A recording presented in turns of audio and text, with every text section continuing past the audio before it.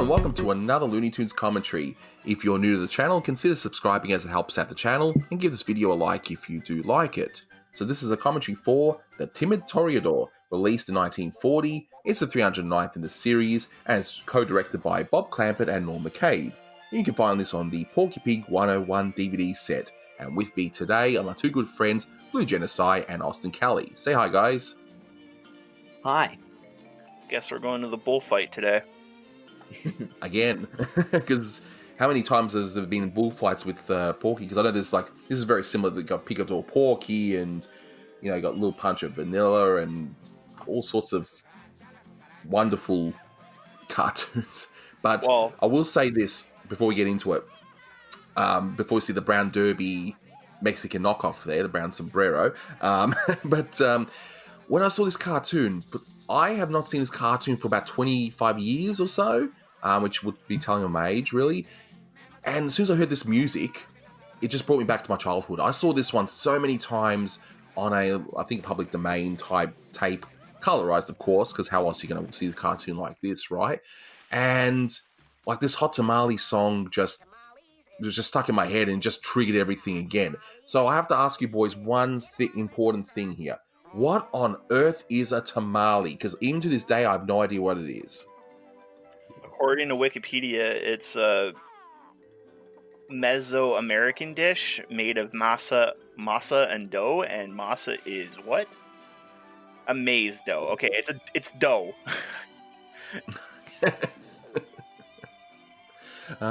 Because I don't know. I thought, is it something similar to like a burrito or whatever? Because I know what those are. But yeah, I always wondered as a kid, what on earth is a tamale? Like, and why is it so hot and that it causes a chicken to cook itself, which I thought was pretty funny. I really thought it was referring to the cinnamon candy. But that wasn't introduced for another couple years, 10 years actually, right after this. So weird. And just a few things I'll mention before we get into the whole co-director thing. There's a few bits of reused animation. They reused some bits from Little Punch of Vanilla when they're throwing out hats in the air and all that. Even at the very end, where you get the whole Oliver Hardy face, like that's from the Coconut Grove, and even from Picador Porky, I think one of the gags is taken too. So yeah, right. So Austin, what's the reason for Norm McCabe co-directing this one, which he will do for I think one more cartoon, Porky Snooze Reel, as well? Yeah. So, Clampett got ill, and I don't know if it was him saying, have Norm finish the two cartoons for me, or management chose Norm, because Norm was the top animator in the unit at the time, or he was considered to be that. But Norm McCabe was chosen to finish directing this cartoon and Porky Snooze Reel while Clampett was out. And when Clampett left to pick up Tex Avery's unit in 41, when Tex leaves for MGM, he left his black and white unit behind. And I think I've heard somewhere that Clampett actually suggested that McCabe took it over, and that's why he started directing, but that could be wrong, but I'm not entirely sure. No, for sure. But because I'm looking at this cartoon, it still feels like a Clampett cartoon. So, I don't know, like it doesn't feel like a Norm McCabe cartoon, which I have seen, which we'll obviously get to very, very soon. Once Clampett takes over Avery's unit, and then McCabe does this unit. I mean, did I get that right, by the way? I think Norm McCabe takes over this unit. Yeah. And as for the cartoon feeling like a Clampett cartoon, I mean, he was just under the influence of Clampett, I would assume, because he was animating for him at this point for, 3 years? It's kind of like when an assistant animator gets promoted to an animator, and their style looks like the guy who they were assisting. It's just like they were under the influence of that, and they were working with that stuff. So, it's just such a shame that McCabe didn't direct for longer, and he didn't build his own style, because I would have loved to see some cartoons with his taste. Yeah, would have been interesting for sure. So, Blue, have you seen this cartoon often when you were younger? Because, like I said, I sure did.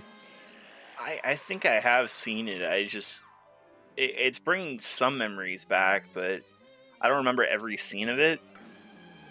Yeah, It's kind of really that's been weird, fun and memories. but you know, whenever we're doing a co-commentary here, there's always a lot of bowl to be thrown. I'm proud of that joke. I'm sorry I had to do it.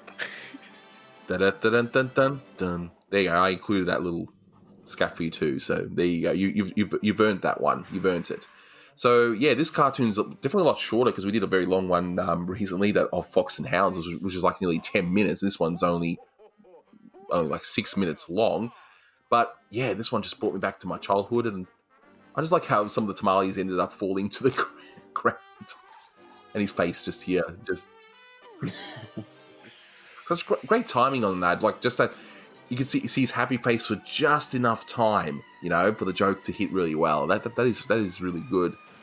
And when I showed this to my kids yesterday, they were just in tears when they just saw how he just destroys an entire part of a stadium. Yeah, they're all cheering. Like hundreds of people are dead over there. Like, exactly. Yeah. But that'll do for this one. So thanks very much for listening, guys. And until next time, take care. Adios.